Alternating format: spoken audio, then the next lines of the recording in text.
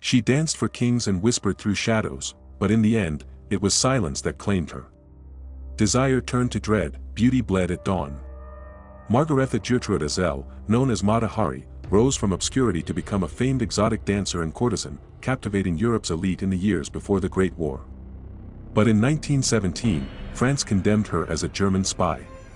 Her execution was meant not only to silence secrets, but to destroy a symbol, a woman whose body had once enthralled emperors now stripped of dignity, accused, and made to fall for the sins of a nation unraveling at the seams.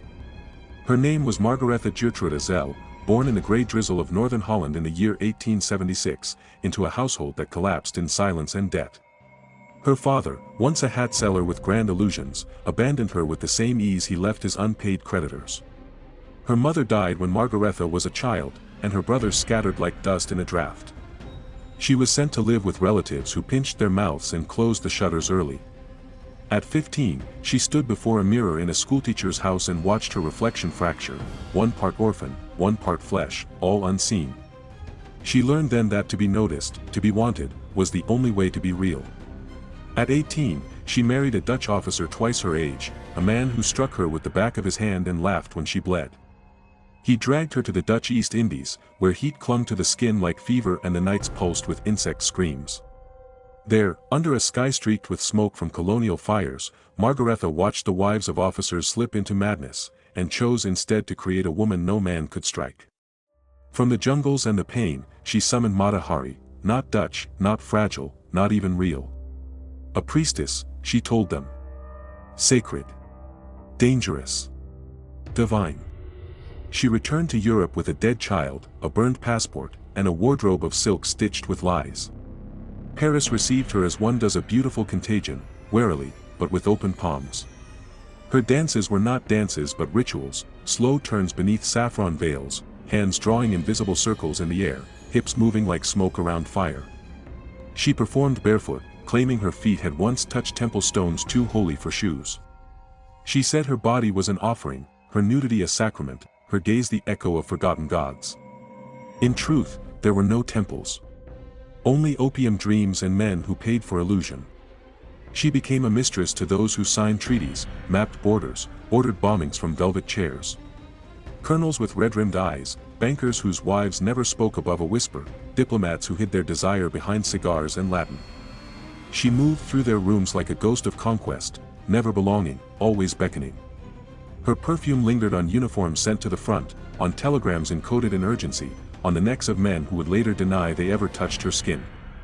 And then came the war. The one that ripped apart empires like rotten fruit. 1914 to 1918, 4 years of iron and mud and silence. Europe devoured itself trench by trench, and the hunger reached even the salons. Mata Hari's name began to curdle in the mouths of generals. She had slept with too many Germans, they said. Her dancing now resembled a distraction. Her beauty, once intoxicating, looked foreign, suspicious, venomous. She was no longer a fantasy. She was a liability. The same men who once kissed her feet now followed her with dossiers and questions. Her letters were opened, her steps tracked, her aliases uncovered. They said she crossed borders too easily. They said her eyes lingered too long in rooms where maps were discussed. They said she whispered in too many languages. They said, and said, and said, and never once asked why a woman born with nothing might trade her skin for survival, for touch, for power disguised as pleasure. By 1917, Paris was crumbling under the weight of its own secrets. The bodies on the Western Front piled faster than the poppies could bloom. Someone had to bleed for the betrayals no one could name. And Mata Hari, brown-eyed, foreign, impossible to bury quietly, was a perfect effigy. The myth that once protected her now turned sharp. The same veils that hid her sins were now dragged away, exposing not a goddess, but a woman, aging, desperate, alone. She had made her body a story. Now they would write its ending in gunpowder and mud. She was not the first to be punished for desire. But perhaps she was the last to believe it could protect her. Saint-Lazare was not built for the living.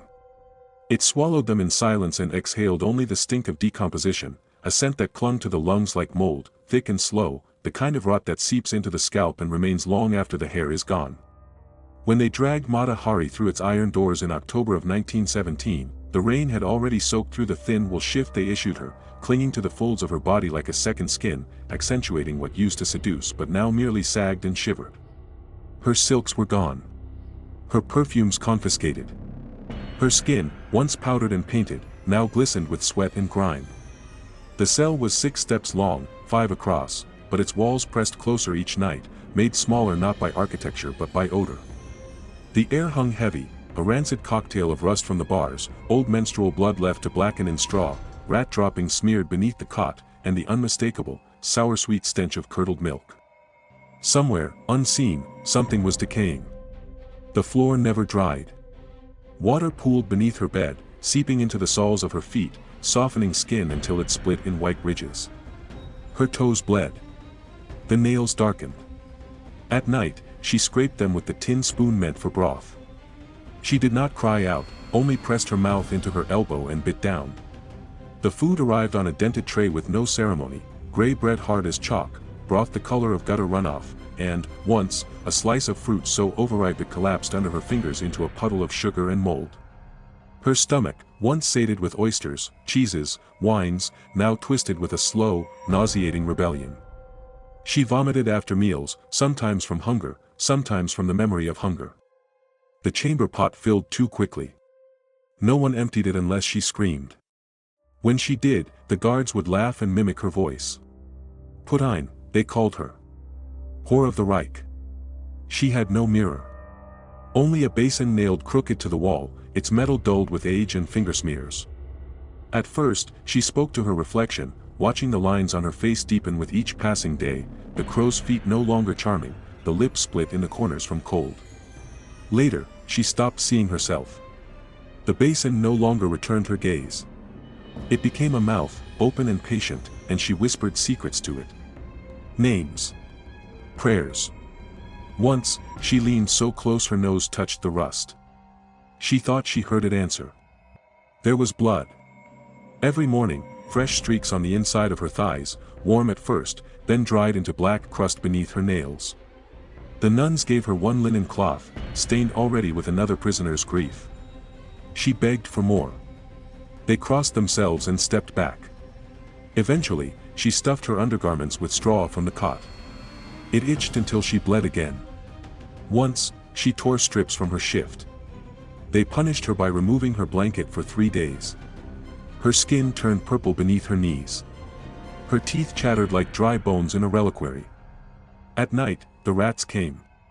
They moved without shame, scraping across the stone, sometimes brushing her hair, nesting near the pipe where warmth leaked weakly into the floor. Once, she awoke to one perched on her ankle, eyes glinting. She did not move. It stared too long to be beast. When it finally left, she whispered the name of her daughter, long dead in Java, just to feel something familiar in her mouth. Voices sometimes passed her cell, muffled, harsh, male. She pressed her ear to the wall, hoping for a name, a trial date, a verdict. But they only spoke of horses, boots, weather. Once, a man mentioned her. That dancer, the one who opened her legs for both sides. Then laughter. Then silence. The nuns visited on Thursdays. They brought no warmth. Only muttered Latin, thin Bibles, and eyes that flinched when they met hers. One made the sign of the cross each time she looked through the bars, as if shielding herself from plague. Another pressed a small crucifix through the slot in the door, wrapped in ribbon like a warning. Mata touched it once, it burned. Or maybe it was only cold. She stopped counting days. Time in Saint-Lazare was marked not in dates but in decay. The blisters on her lips, the way her scalp bled when she pulled her hair, the stiffness in her knees from sleeping curled, always curled, as if to hold what little warmth her body had left. Her breasts, once admired, now sagged like wet laundry, purple-veined, sore to touch. Her thighs were covered in scabs from scratching, and her back stank of damp cloth and fear. She dreamed only of veils, but not silk now. Veils of gauze, of muslin, of burial shrouds. When she woke, she often found herself muttering Dutch children's rhymes, voice hoarse, eyes wet. But not from tears. From fever. The kind that starts in the spine and crawls upward like a slow, inevitable snake. Saint-Lazare did not break her in a single moment. It peeled her layer by layer, dignity first, then sanity, then name. By the end of that second week, she no longer signed her letters as Mata. She signed them with nothing at all. The ink blurred from trembling hands. The pages never reached anyone. And so she waited, not for justice, nor mercy, but for a verdict already whispered through the walls, etched into the straw, mouthed by rats and rust alike. It was death, and it wore no uniform. Only a grin. The courtroom was not a place of law but of exposure, a stage without veils, lit not by truth but by contempt. The floors were stone, too smooth from years of pacing boots and dragged chairs, and the walls echoed not with the echoes of justice, but with the hiss of whispers, damp, eager, intimate, the kind made in the throats of men who hunger. It smelled faintly of old ink and starch, but beneath it, always, the sour stink of unwashed wool, of sweat clinging to underarms and thighs, of aging bodies leaning in to gawp. She was not allowed to dress. Not truly. Not as she once had. The silk blouses and carved hairpins were gone, in their place hung the coarse fabric of a borrowed dress, beige and shapeless, thick at the seams, stained at the armpits. It clung to her chest and fell heavily over her hips, exaggerating the slump of her shoulders and the tired, yellowed skin of her neck. Her hair, once perfumed and pinned with jeweled combs, hung limp in streaks, the roots slick with sweat and prison water. When she walked in, escorted between two gendarmes, her eyes swept the room and found no allies. No bowed heads, no sympathetic sighs. Only the gnawing silence of a crowd that had already begun to feed. The prosecutor, a man with a voice sharpened by righteousness and teeth darkened by tobacco, stood with a folder thick enough to choke. One by one, he pulled her life from it, not with curiosity but with accusation. He named cities she had traveled through like a butcher calling cuts of meat: Madrid, Berlin, Vienna, The Hague. He read aloud the dates of her hotel stays, how many nights, how many men. They produced receipts from train stations, telegrams marked with initials, photographs of her beside men who now denied knowing her. Her diary was read like a scripture of sin. Her words, once whispered in candlelit rooms, now echoed in the vaulted ceiling, repeated by a stranger with spit-flecked lips. She answered at first. Calmly. Her voice, the voice that once coaxed secrets from kings, was still low, deliberate. But as the hours passed, as the names piled like stones in her lap, that voice began to fray. The husk returned. Then the tremble. By the second day, her replies came only when prodded. She flinched not at the questions but at the laughter they drew. One officer chuckled when she said she loved France. Another leaned to whisper to the juror beside him, a man who never once looked at her eyes, only her mouth. He watched how her lips moved. As if they still spoke in seduction. As if desire could still be pulled from the wreckage of this trial. Her past became a map of betrayal. Every lover transformed into a dagger. Every room she danced in now a nest of espionage. Her bare performances were painted as coded acts. Her costumes, veils, anklets, henna'd palms, were dissected with the fervor of priests unmasking a pagan idol. The gold thread in her bodice was noted. The curves of her choreography became diagrams. They claimed her hips sent messages. That her breasts bore secrets. The courtroom did not seek guilt. It sought transformation, from woman to symbol, from body to weapon, from dancer to demon. By the third day, she no longer sat upright. Her knees wobbled beneath the bench, ankles swollen, stomach raw from nerves and spoiled food. When she fainted, sometime between the mention of a German baron and the reading of a coded letter, the guards let her fall. Her temple struck the bench's corner with a sound like wood cracking. There was no rush to lift her. No gasp of concern. Only the murmuring scrape of pen on paper as a clerk recorded the time. When she vomited on herself, they let it pool in her lap, yellow-gray, acidic, steaming in the cold. The women in the back row, stenographers, secretaries, nuns brought to observe morality, covered their noses. One whispered, "God is not mocked." Another crossed herself. None stepped forward. They revived her with water flung from a pewter cup. It ran down her face, into her ears. Her hair stuck in strands to her cheek. When she opened her eyes, she did not ask for forgiveness or protest. She only blinked, once, slowly, as if uncertain she had returned to the same room. They said she wept that evening. Not for what had been taken, nor what would come, but for the mirror they'd taken from her cell. That even her reflection had been deemed dangerous. They brought the wine in a tin cup, lukewarm, with an oily sheen that caught the candlelight like a stain. It was the first kindness she'd received in weeks, and it reeked faintly of copper and something floral, something spoiled. She drank it in silence, and when it touched her stomach, it spread like warmth made from coals, not soothing, but slow, sharp, and crawling. Her lips numbed first, then her jaw, and finally her fingers, which trembled with an unplaceable stiffness, too dull to scratch the lice in her collarbone, too clumsy to undo the knot at her throat. They did not tell her it was her last night. They did not need to.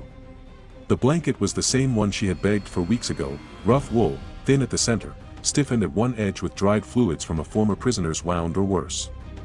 Beneath it, she lay naked. Not from choice or ritual, but because the sweat would not stop, and her shift clung to her body like skin left too long in hot water. Her thighs were raw. Her scalp itched with slow agony. The mattress, if it could be called that, had collapsed under her weight and time. It sagged inward like the cavity of a grave, filled with mildew and the reek of old menstrual blood, mouse droppings, and the stench of her own fever. She did not sleep.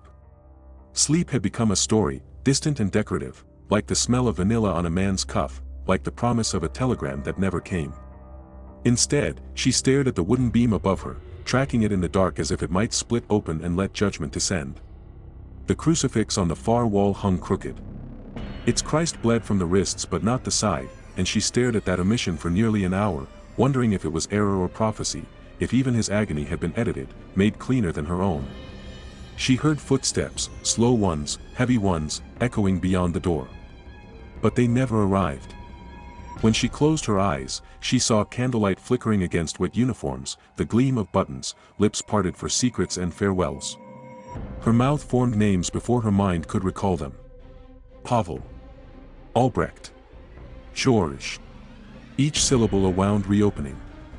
The names of lovers who never loved her, who left no letters, who now returned in rags, faces pale as wax, eyes eaten out and wet at the sockets. Someone sat beside her, she felt the weight depress the mattress, and touched her ankle with cold fingers. Dry and impossibly light, as though stitched from gauze. She whispered without turning, "Was it you who told them?" No reply. But the smell of incense rose sharply in the room, followed by sulfur, then the unmistakable aroma of gunpowder and rotting fruit. The air thickened, as if soaked with molasses and smoke, and her lungs rebelled, breathing in gasps, not of fear, but of fury. When she reached out to touch the crucifix, she found her palm burned, not from heat, but from cold so intense it pulsed. The metal was coated in something slick, and when she brought her hand back, her fingers were black at the tips, streaked with blood not hers. She did not scream. Instead, she murmured in Dutch, a nursery rhyme her mother had sung before the illness took her, each verse trailing off, swallowed by the rattle of her own breath. Her daughter came last. Not the infant she buried, not the pale child in white linen, but a grown woman, silent and weeping, sitting cross-legged in the corner, eyes swollen, mouth sewn shut with red thread. Mata did not speak. She only watched as the figure unraveled into mist, strands of hair twisting into ash, skin peeling back to reveal veins carved with letters in a language she did not know. Time slowed. Minutes became hours. The candle outside guttered and smoked, casting shadows that moved without a source, as if the walls themselves had grown restless. The rats in the pipe above scratched rhythmically, like teeth on bone. She began to hum. Not from comfort. From necessity. The sound tethered her. A sound she could recognize in a room that no longer obeyed the rules of the living. Before dawn, she rose and stood barefoot on the stone floor. Her feet bled from the cracks in her heels. The cold climbed through her legs like a confession. She stood before the crucifix again and stared up at its face, at the eyes carved half-closed, the expression of surrender sculpted into wood. And then, in a voice hoarse and distant, she asked, "Has any god ever loved a woman for her hunger?" No one answered. Not heaven. Not man. Not the dead. Only the wood creaked as the beam above her shifted, and the light outside faded to gray. They came for her before sunrise, not with ceremony or words of final comfort, but with the scrape of a key in rusted iron and the groan of a door opening into damp air. One guard, no older than 20, refused to meet her eyes. The other, thick-necked and silent, tossed the coat into the straw beside her cot without comment, as if dressing a corpse for burial. The nuns had not come. There was no psalm, no absolution. Only the stench of wet stone and the hollow clatter of chains being unhooked from her ankles like theater props no longer needed.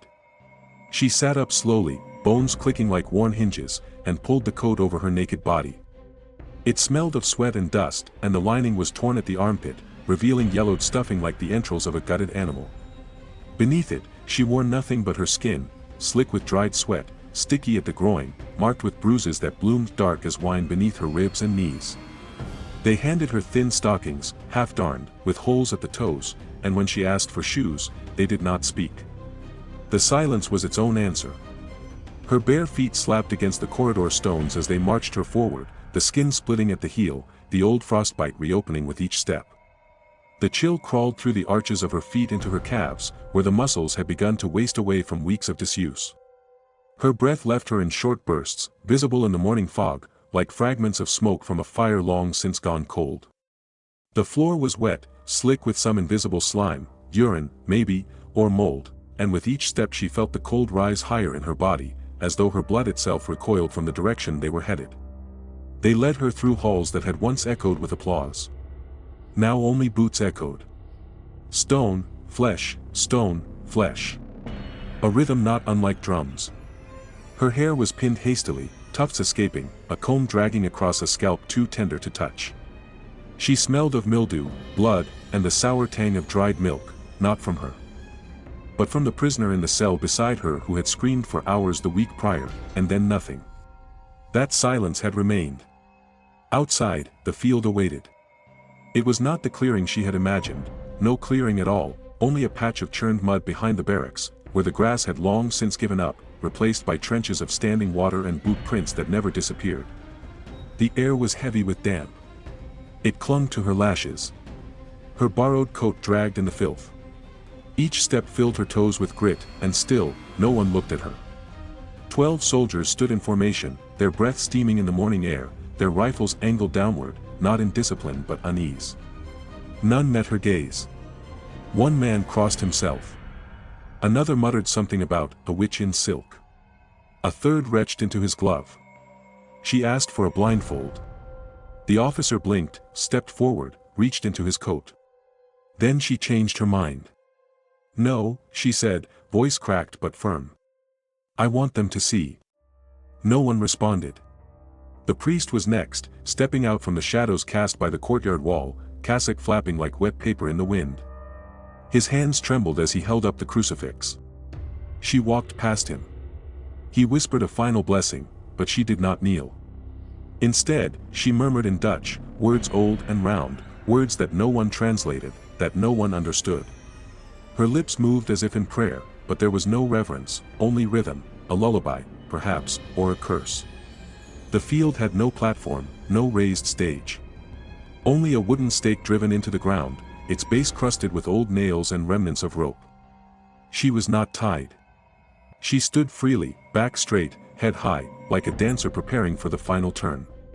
Her coat slipped from one shoulder, exposing the clavicle, thin and sharp. Her knees knocked once, but she steadied herself. The officer gave the command. The rifles rose. 12 barrels aimed not at a woman, not at a spy, not even at a body, but at a symbol they no longer knew how to name. And still, no one looked her in the eye. The field was mute.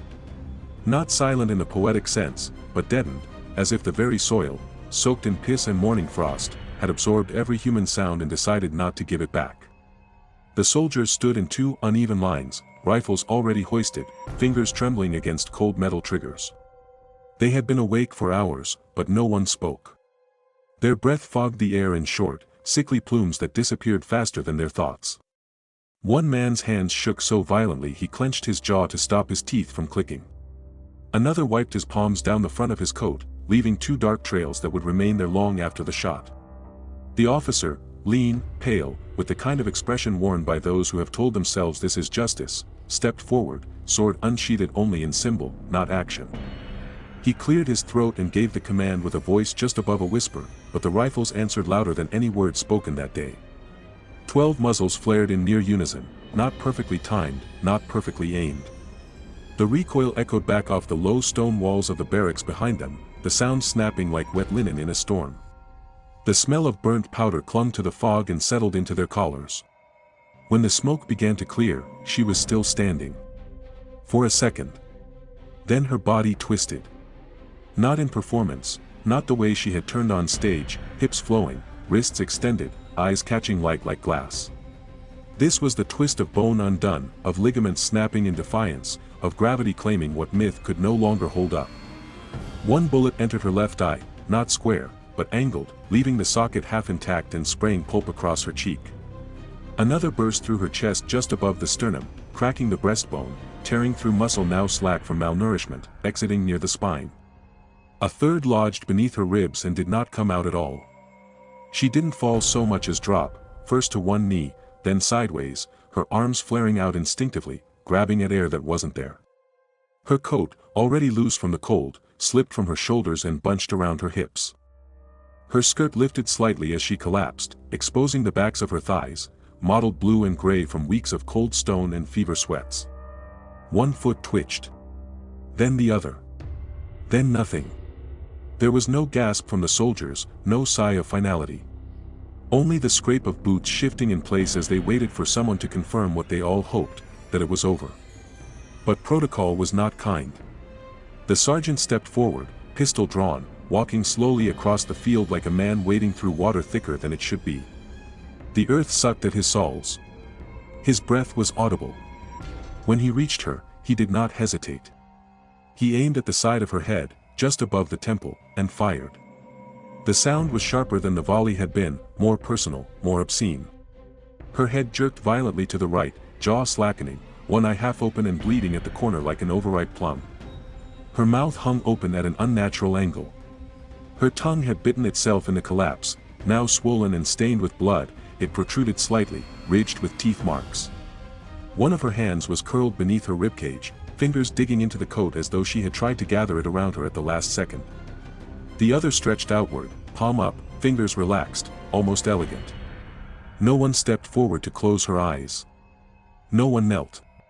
The execution officer turned without a word and signaled dismissal. The soldiers broke formation not with the relief of completion, but with the shame of witnesses too afraid to look back. Behind them, her body remained, twisted, bloodied, skirt bunched high, stockings damp with urine and frost. Her blood had pooled quickly, mixing with the filth below her. It steamed faintly in the morning cold, spreading outward in a halo of red and brown. A single crow, perched on the outer wall, gave one sharp caw and flapped into the mist. No funeral followed. No rites were spoken. The body of Mata Hari, once Margaretha, once goddess, once lover to princes and traitors alike, lay in the piss-wet mud of a forgotten field, her final dance marked not by applause, but by the sound of retreating boots and the drip of her blood into the frozen earth. The myth had ended, not in fire or vindication, but in exposed thighs, ruptured skin, and the silence that falls when a symbol becomes only flesh. The French government sealed her case for decades, burying questions of her true guilt. Some whispered she was no spy, only convenient, expendable, too seductive in a world collapsing under fear.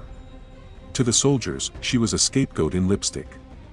To history, she became an archetype, femme fatale, martyr, whore. Her execution did not end espionage nor restore trust in the Republic. But it warned the world, desire in a woman is power, and power must bleed when nations break. In the years after, her name became stagecraft, her life a caution, and her death a ritual of denial.